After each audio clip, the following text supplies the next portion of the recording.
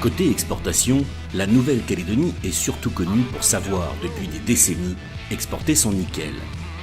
Mais quels sont les autres potentiels du pays en matière de commerce extérieur? Bienvenue pour une aventure passionnante, celle de l'économie qui voyage.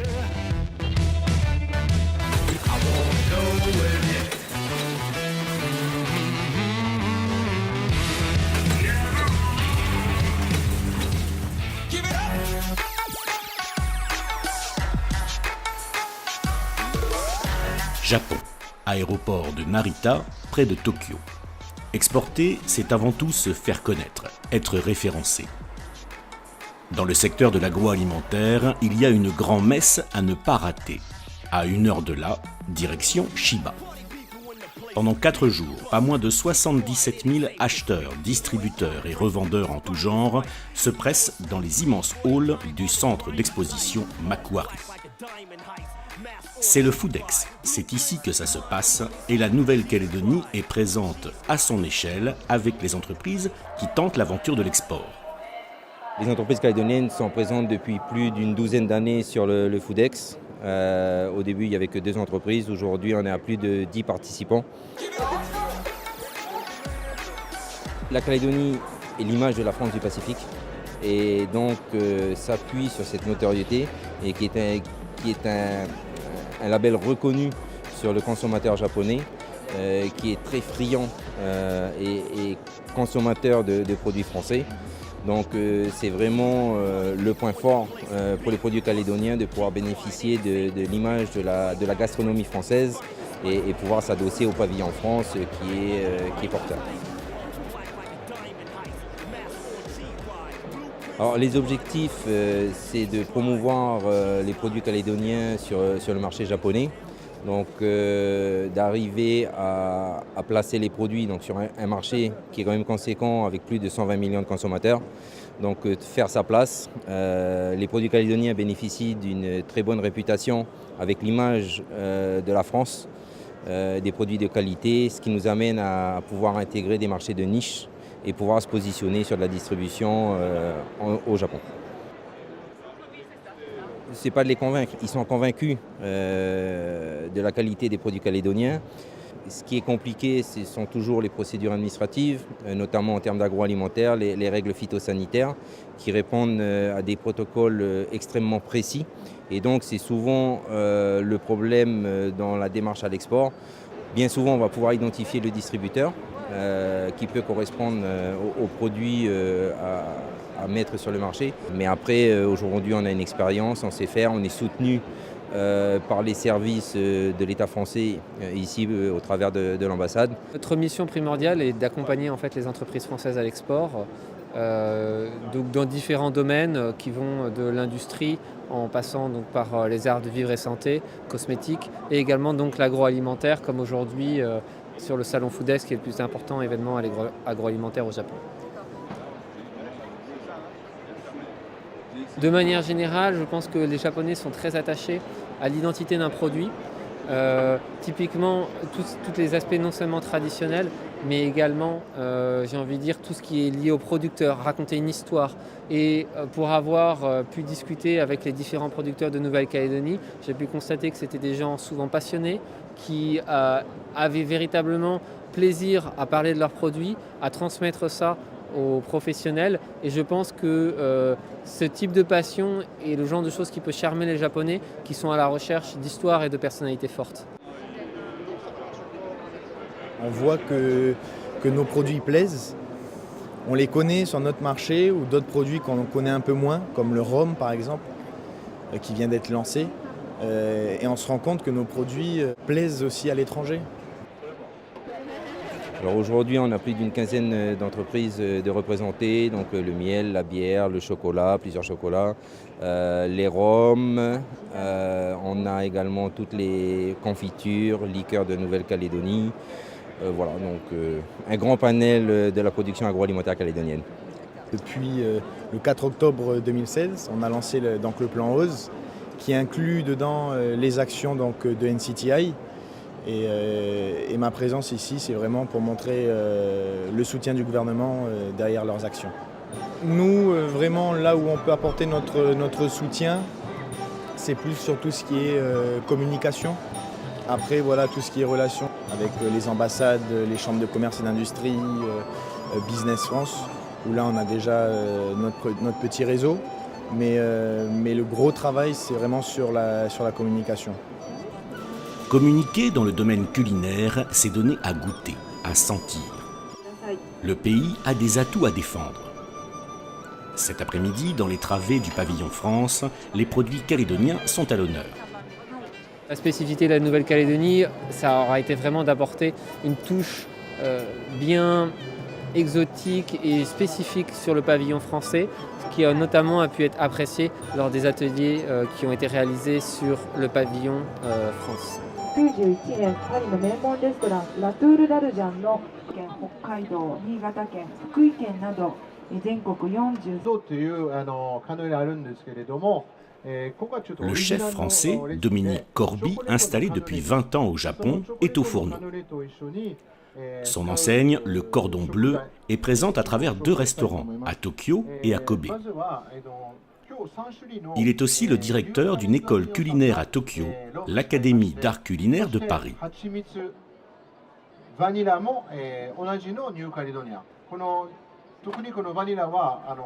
Devant un public captivé, il va préparer des cannelés au chocolat avec des ingrédients calédoniens.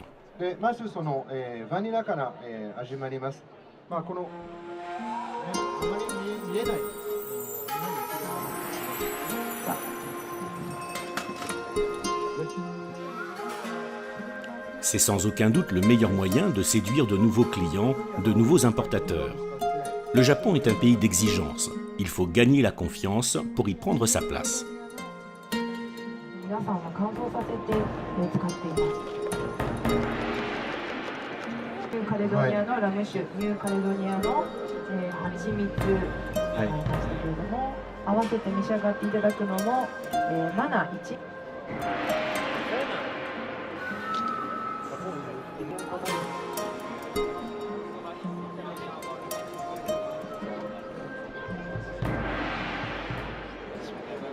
Un chocolatier calédonien qui installe chaque année son propre stand au Foodex a déjà bien avancé dans cette démarche d'exportation vers l'Asie.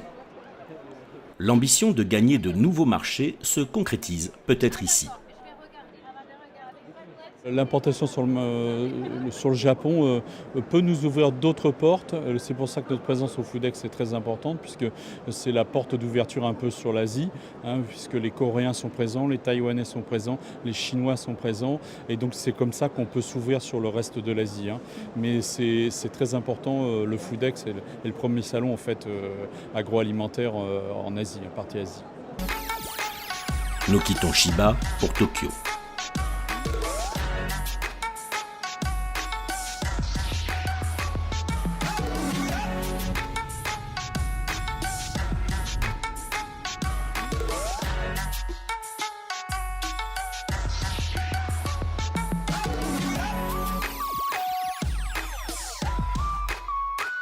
The company, the Cordon Bleu, is importing the product of Biscochoc for many years. So actually 10 years or something, maybe. Product with Biscochoc is sold at Yamaya shops.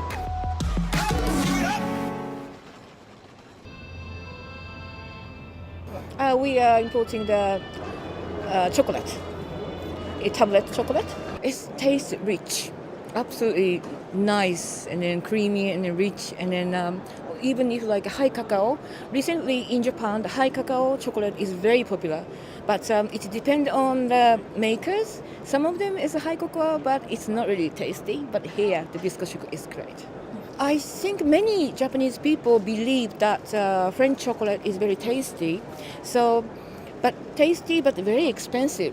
However, the Biscochoc is more like very common item for us, so good taste, but this is very reasonable, so it is extending for the more and more customers, so it's very nice. Depuis environ 20 ans, Biscochoc exporte. On exporte principalement sur le Japon, on exporte un peu sur le Vanuatu, un peu sur Tahiti, et on démarre là, cette année la Corée et Taïwan.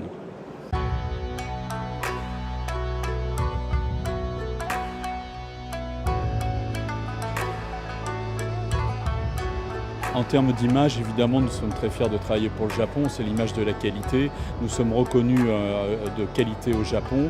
Nous sommes dans environ distribués par 3 fournisseurs aujourd'hui. Demain, nous serons distribués par 6 fournisseurs différents et nous serons présents dans plus de 3000 points de vente. Évidemment, c'est une grosse image de qualité pour nous. Nous en sommes très fiers et ça porte aussi l'image de la Nouvelle-Calédonie puisque sur toutes nos tablettes, c'est marqué fabriqué en Nouvelle-Calédonie. Donc automatiquement, il y a un retour d'investissement aussi pour la Nouvelle-Calédonie. Aujourd'hui, un de nos principaux clients, Yamaya, qui est une épicerie fine. Ils ont environ 300 boutiques aujourd'hui sur le Japon et nous vendons essentiellement chez eux la tablette à 77% qui répond parfaitement à l'exigence de l'évolution de la clientèle japonaise. Et évidemment, nous essayons de vendre quand même essentiellement dans les épiceries fines, dans les endroits choisis, quoi. On n'est pas présent dans les supermarchés.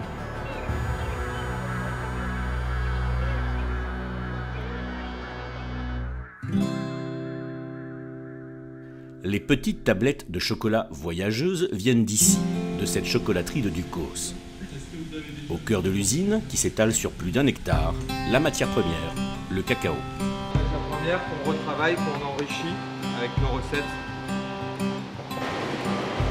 On moule dans des moules en polycarbonate le chocolat. On incorpore également les ingrédients suivant une recette bien particulière. Et on a une capacité de production de plus de 25 000 tablettes par jour. Alors l'export pesait environ 4 à 5%. Aujourd'hui, il pèse grosso modo 10% et je veux qu'on monte à 15 voire 20%. C'est pour cela que je rentre de Corée, là, où on a démarché un potentiel vraiment de nouveaux clients. On a aussi deux accroches à Taïwan et aussi 2 en Chine, dont Alibaba. L'export nous impose premièrement d'être excessivement qualitatif parce que là on est en concurrence directe avec des géants du chocolat. Ce qui fait notre force, nous en revanche, à l'export, c'est évidemment de pouvoir aller sur des marchés de niche. Quand un grand chocolatier dit qu'il ne lance pas une ligne à moins de 1 million de tablettes, moi je peux répondre à l'offre où c'est 72 000 tablettes.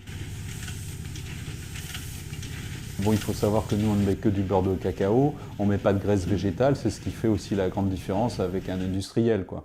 Bon, je dirais qu'on est un industriel qui travaille de manière artisanale. Une autre difficulté, après s'être fait connaître dans tous ces pays, c'est le coût du fret, évidemment, où là, il faut vraiment négocier du fret. Et c'est une grande difficulté pour nous aussi, parce que petite compagnie, c'est sûr que nous on n'est pas une compagnie multinationale qui envoie des milliers de conteneurs et qui peut dealer. Tous les produits à destination du Japon. Donc on a les boîtes touristiques, on a toute la gamme du Scotia. Depuis 2 ans sur l'export, j'essaie aussi d'être assez innovant, à savoir qu'on met l'accent sur des nouveaux produits, des produits pour la Saint-Valentin, Valentine's Day, et pour le White Day. Le White Day, c'est 1 mois pile après la Saint-Valentin, c'est le jour blanc. Et puis aussi, on commence à trouver au Japon des gens qui s'intéressent. On a eu des contacts justement avec les sujets pour Pâques, des sujets comme ça.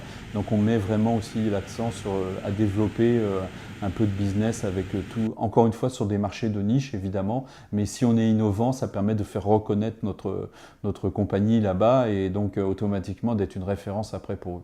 Ils sont fidèles et puis c'est très agréable parce qu'évidemment des gens qui aiment la qualité et qui reconnaissent la qualité, c'est toujours plus agréable de travailler avec des gens comme ça qui reconnaissent en fait aussi le savoir-faire de toutes nos équipes.